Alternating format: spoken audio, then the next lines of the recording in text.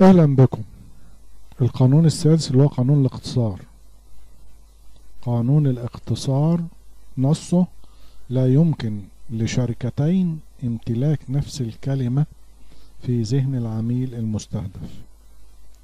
قانون الاختصار بينص على لا يمكن لشركتين امتلاك نفس الكلمة في ذهن العميل المستهدف. يعني ايه الكلام ده؟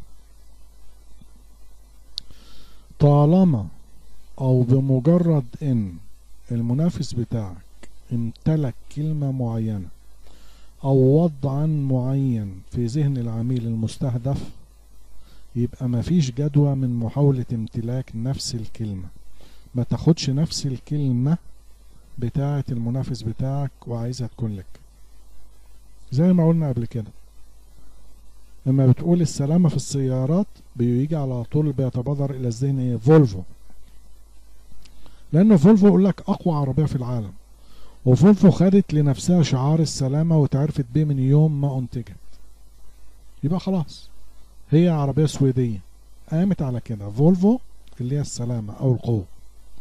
حاولت شركات عديدة بما فيها إيه؟ شركة مرسيدس بنز، شركة جنرال موتورز، تنفيذ حملات تسويقية مبنية على إيه؟ السلامة. طب دي بتاعت فولفو. في المحصلة النهائية بعد المصاريف دي كلها وبعد الحملات دي كلها، لم تتمكن أي شركة سوى شركة فولفو من امتلاك كلمة السلامة في ذهن العميل المستهدف للسيارات. برضو اتكلمنا قبل كده عن قصة شركة أتاري، صعودها وهبوطها. شركة أتاري القصة بتاعتها بتعكس فشل محاولتها في الانتقال إلى نشاط إيه؟ الكمبيوتر المنزلي. ليه؟ لأن هي تعرفت بإيه؟ بألعاب الفيديو بتاعت الأطفال أو العيال الصغيرين. يبقى أنت هتنقل نفسك لفئة تانية ليه؟ أنت مالك ومال الكمبيوتر المنزلي؟ الكمبيوتر المنزلي له ناسه، الكمبيوتر عموما له ناسه. طب ما تخليك في الفئة بتاعتك. الفئة بتاعتك اللي هي إيه؟ ألعاب الفيديو. يبقى خليك ألعاب الكمبيوتر لو أنت عايز بقى تطور وعايز تدخل مجال الكمبيوتر وتمشي مع التكنولوجي. إنما تدخل مجال الكمبيوتر المنزلي وتنافس شركات هي راسخة في هذا المجال زي شركة أبل، شركة كومودور وبعض الشركات الأخرى، يبقى أنت مش ممكن.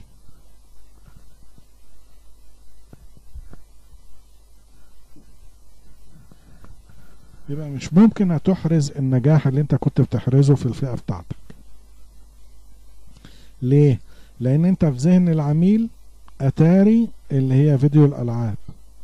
كلمة ألعاب بالتحديد هي ألعاب أتاري. خلاص يبقى انت خليك في مجال الألعاب. بالرغم من ان في تجارب فاشلة للعديد من الشركات، انما لغاية الآن وطول ما في سوق في شركات كتيرة بتخرق قانون الاختصار. لا يمكنك انك تغير ذهنية الناس متى ما اقتنعوا بشيء محدد. كل اللي انت هتفعله هو انك بتعزز موقف المنافسين، لان انت بتخلي مفهومهم اكثر اهمية.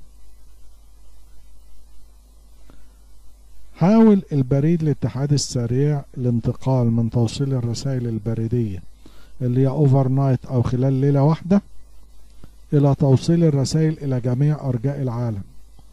هينافس مين بقى في جميع ارجاء العالم؟ الدي اتش ال. وما ادراك الدي اتش ال. الدي اتش ال اقترن اسمها في ذهن العميل المستهدف بعبارة ايه؟ جميع ارجاء العالم. طيب والبريد الاتحادي السريع ارتبط في ذهن العميل بايه؟ خلال ليلة واحدة. طيب خلال ليلة واحدة غير جميع انحاء العالم، يبقى انت بتخطو خطوة فاشلة تماما.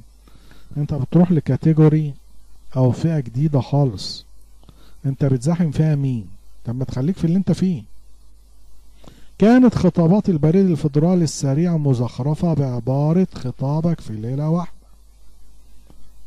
بعد كده اعلانات البريد الاتحادي السريع ما عادتش بتتضمن عبارة استخدمه عندما تريد أن يكون خطابك هناك خلال ليلة واحدة. طب العبارة اللي بدأت تظهر جميع ايه؟ جميع أنحاء العالم، اللي هي بتاعت مين؟ بتاعت DHL. فشل البريد الاتحادي السريع فشل ذريع في اللي هو دخل فيه. ليه؟ لأنه جه ينافس DHL في كلمة DHL. خلاص جميع أنحاء العالم بتاعت DHL، يبقى ابعد عن DHL، يبقى ابعد عن جميع أنحاء العالم. يبقى خليك في السوق. live and let the other to live, sell and let the other to sell. live and let the other to live يعني عيش ودع الآخرين بيعيشوا. sell and let the other to sell يبقى بيع ودع الآخرين بيبيعوا، إنما مش هتاخد كل حاجة. تعالى لمثال تاني بمناسبة المزاحمة ومناسبة إن الناس بتخرق قانون الاقتصار. بطاريات انرجايزر عالمية، ديوراسيل عالمية. طيب بطاريات انرجايزر حاولت ان هي تمتلك عبارة البطاريات المعمرة. هل الكلمة دي محدش يمتلكها؟ لا، ده لها صاحب. طب هي لها صاحب، يبقى انت هتروح لها ازاي؟ ديوراسيل اتعرفت على مستوى العالم بان هي البطاريات المعمرة. حتى المقطع الاولاني من اسمها اللي هو ديور، اللي هو زي ديورنج اللي هو الاستمرارية او التعمير يعني. فديوراسيل قادرة على احتكار عبارة البطاريات المعمرة اسما وشكلا ومعنى. انرجايزر اما تسيب الفئة بتاعتها وتيجي على فئة ديوراسيل وعايزة تاخد الشعار بتوع ديوراسيل اللي هي البطاريات المعمرة، فشلت فشل ذريع. ايه اللي بيخلي الناس تعمل كده؟ ان في ناس بتشتغل في التسويق خيالها بيمتد في لحظة من اللحظات، يقول لك نعمل دراسة، ودي بقى الكلمة السحرية بتاعت الفشل، وهي دي يعني اللي بتاخد برجال التسويق للفخ. هتيجي تبص تلاقي أبحاث عديدة، جنود مجندة من الباحثين عاملين دراسات، بيانات مبوبة، تقارير بتشتغل وبتزن قد كده، كلها موجود فيها أمنيات، مش موجود فيها أهداف يمكن تحقيقها. موجود فيها أمنيات مش موجود فيها أهداف يمكن تحقيقها.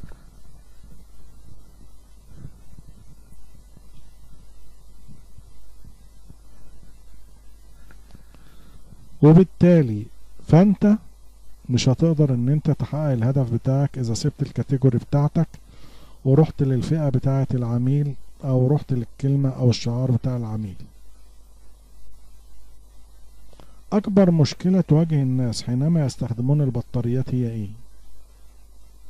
ان البطاريات لا تعمل في الاوقات الحرجة زي اوقات البرد.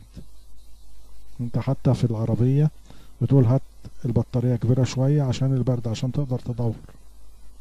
يبقى السؤال اللي هيجي تعمله هنا هتلاقي ايه؟ ايه هي الخصائص اللي يجب ان هي تتوفر في البطاريات اللي بتتصدر القائمة؟ ان هي تكون معمرة، ان هي تكون قوية. يبقى البطاريات اللي بيرغب الناس في استخدامها هي البطاريات القادرة ان هي تعمل لفترة طويلة. يبقى لما تيجي تعلن هتعلن عن ذلك، انما انت كده هتدخل في مغالطة لو كان المنتج بتاعك مش كده.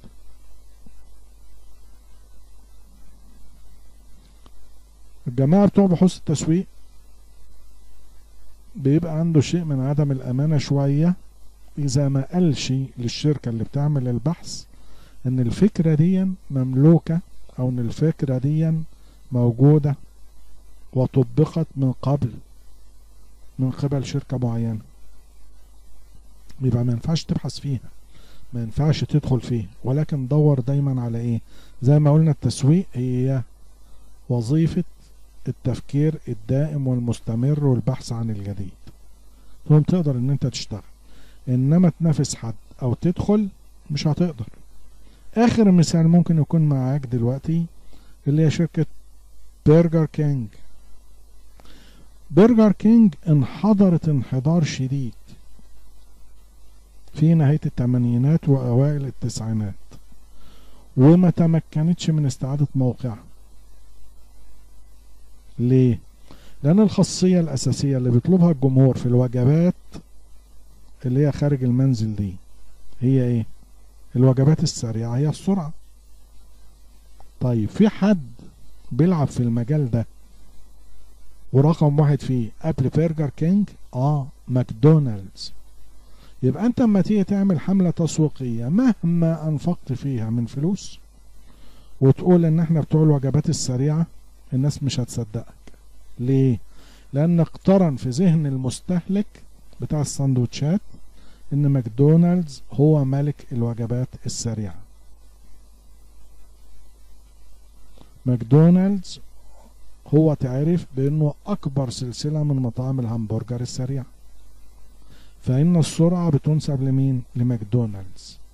من هنا نزلت برجر كينج وخسرت حملتها الاعلانية وخسرت المصاريف، وكانت كارثة على المسؤول عن الحملة، ووقفوا وكالة الإعلان عن العمل والإدارة اتفصلت وبيعت الشركة، وبدأ العمل على إنقاذ ما يمكن إنقاذه.